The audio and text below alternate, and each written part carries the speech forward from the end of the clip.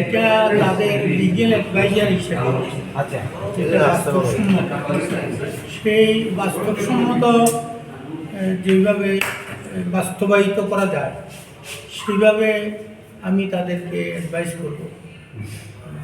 Legal adviser legal adviser হিসেবে পার্টিতে join করেন? পার্টিতে তো আমি কংগ্রেসে আছেন না বিজেপিতে আছি।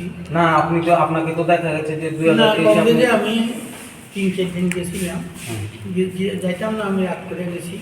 কারণ হচ্ছে কি, আমাকে টিকিট দিছিল না, টিকিট দেয়নি বিলোনিয়াতে, তার জন্য আমি গেছিলাম।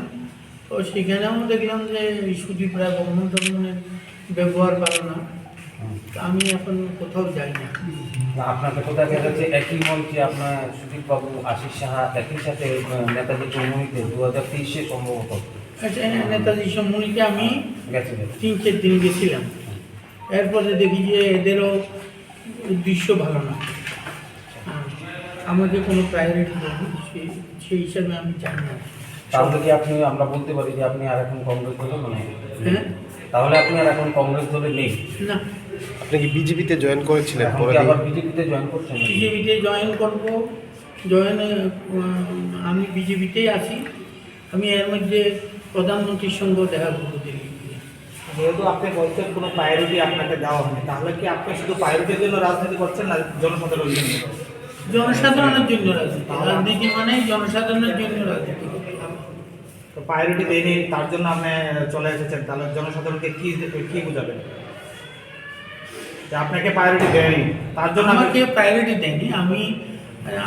আমাকে অ্যাপয়েন্টমেন্ট ক্যান্ডিডেট না করাতে বিলোনিয়াটাতে পে করেছে, এর জন্য আমি রাগ করে কয়েকদিন বসে আছি। আপনি কি ক্যান্ডিডেটের জন্যই কি রাজনীতি করছেন? হ্যাঁ, এটাই তো বলছি আমি। ক্যান্ডিডেট না হলে আপনি কি করে কাজ করবেন? আপনি যদি এমএলএ না হন, আমি বিলোনিয়াতে এমএলএ ছিলাম, অনেক কাজ করেছি। আপনি একটা ব্রিজ করেছিলেন, আমাদের 7 কোটি টাকা খরচ হয়েছে। স্যার, বলছিলাম কি, যেটা রাজনীতি করছেন আর বলছেন এক কথা, যে আপনি ক্যান্ডিডেট না হওয়াতে আপনি রাগ করে চলে এসেছেন, তাহলে সেখানে অংশের লোকদের কি বলবেন? সেখানে অংশের লোকও কি এরকমভাবে রাগ করে চলে আসবে আপনার মতন? আমাকে কনফেস করতে হবে, তাদের কাছেও তো আমাকে বলতে হবে এই কারণে। না, যদি আপনি বিজেপিতে এখন জয়েন করেন, আপনার সঙ্গে কি এরকম কথা হয়েছে যে আপনাকে আবার মানে আমি এমএলএ হিসাবে? বিজেপিতে জয়েন করবো দিল্লি।